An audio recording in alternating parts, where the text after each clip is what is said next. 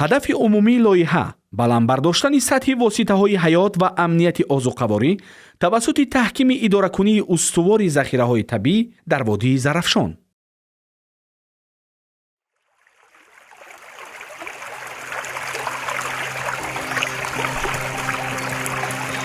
ҷангалзорҳо сарпаноҳ барои 80% аҳолӣ дар рӯи замин аст.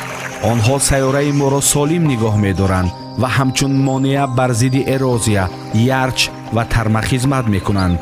ҷангалҳо ба мо ҳавои тоза ва оби нӯшокӣ дода, боронҳои барои парвариши ғизо заруриро ҷалб мекунанд. ҷангалҳо дар Тоҷикистон макони намудҳои гуногуни набототу ҳайвонот ва нигоҳ доштани гуногунии биологӣ буда, вазифаҳои муҳофизати хок, зидди бодлесӣ ва нигоҳдории обро иҷро намуда, барои соҳаҳои кишоварзиву энергетика аҳамияти калон доранд.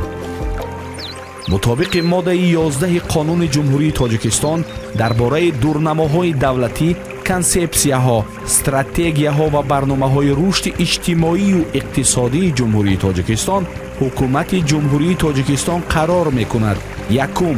Барномаи рушди соҳаи ҷангал барои солҳои 2022-2026 ва нақшаи чорабиниҳо оид ба амалисозии барномаи рушди соҳаи ҷангал барои солҳои 2022-2026 тасдиқ карда шавад.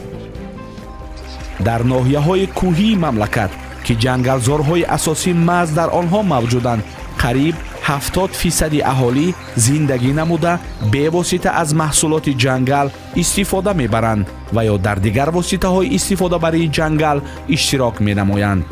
бинобар ин ҷангалҳо барои рушди ноҳияҳои кӯҳистон ва таъмини некуаҳволии мардуми ин маҳалҳо нақши асосӣ мебозанд.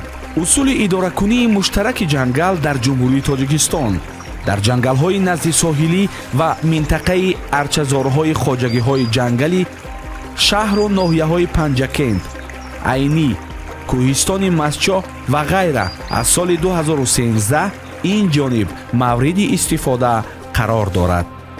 имсол бо дастгирии ҳукумати Ҷумҳурии Тоҷикистон, маблағгузории Иттиҳоди Аврупо ва фонди тоҷикистонии Оғохон дар доираи барномаи рушди деҳот-2 дар майдони намоишии парваришгоҳи Зарафшони шаҳри Панҷакент агроҷангал, микроҷангал, майдонҳои хуч ва павловния шинонида шуд. агенти хоҷагии ҷангал